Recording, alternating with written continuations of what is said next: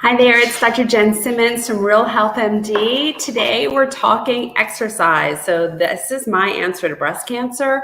And I feel like so many people struggle with what kind of exercise is right for them. And then it becomes a stressful thing and they don't do it.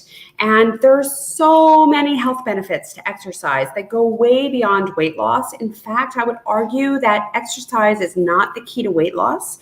It can help you to maintain your weight, but you cannot exercise your way out of a bad diet. So the key to weight loss is actually diet, but there is so many benefits to exercise. So let's talk about, first of all, exercise prevents you from premature death, except in very specific situations where people have an inherent heart abnormality that makes exercise dangerous for them.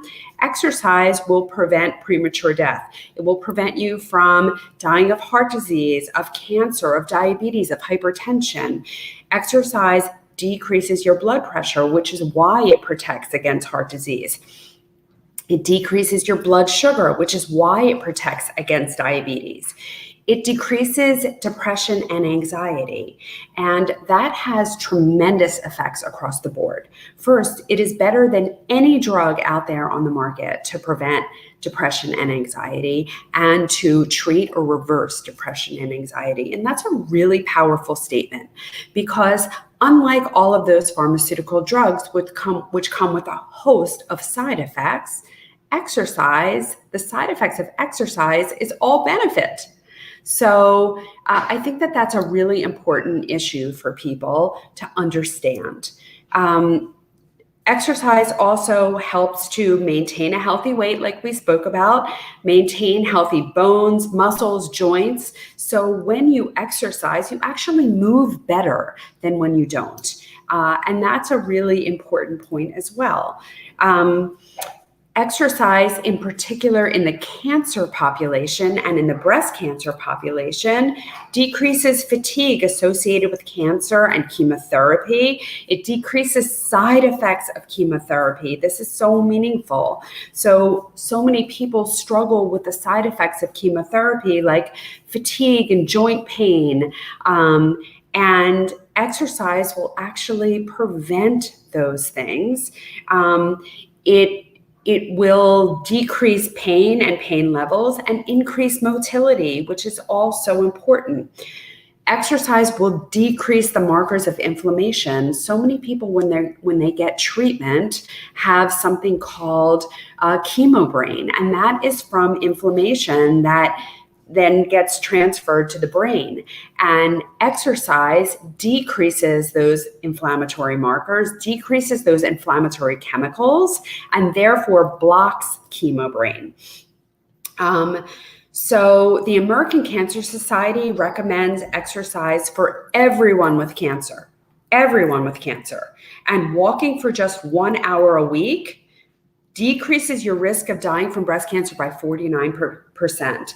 That is an astounding statistic, right? So 1 hour of exercise a week, 1 hour of walking, not even strenuous exercise, but 1 hour of walking a week will decrease your risk of dying from breast cancer. I think that's a mind-blowing statistic.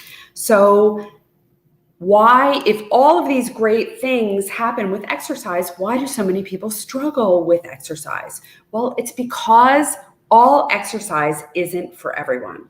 So I recently ran my genetics. I did a DNA 360 test.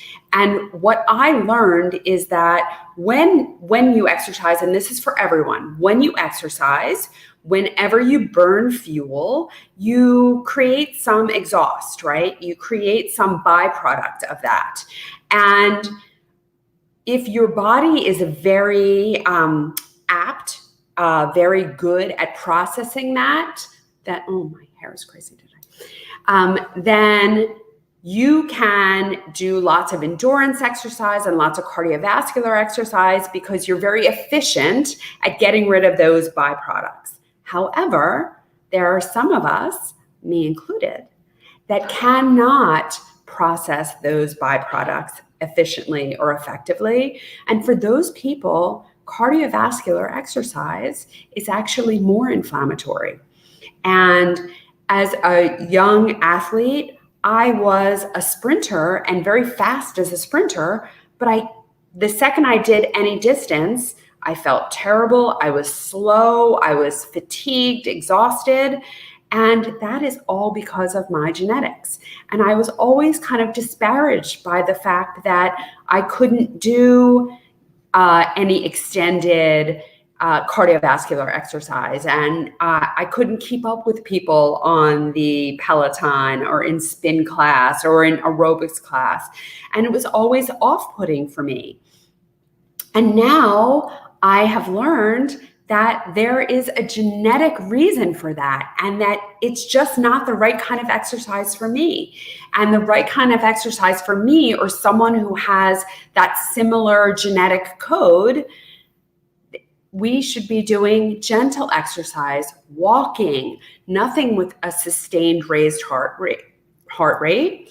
And the time that we do exercise in the day really matters, because we process chemicals better, we process toxins better in the earlier part of the day and not so much in the later part of the day.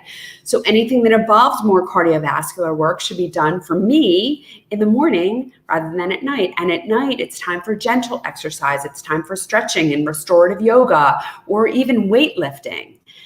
So I learned so much when I ran my DNA, when I did my DNA 360, and I'm going to share bits and pieces with you every week.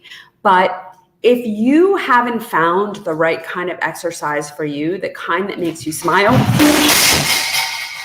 the kind that makes you happy, then send me an email to info@realhealthmd.com. That's info@realhealthmd.com, and tell me, I want to know. This is Dr. Jen Simmons from Real Health MD. Bye for now.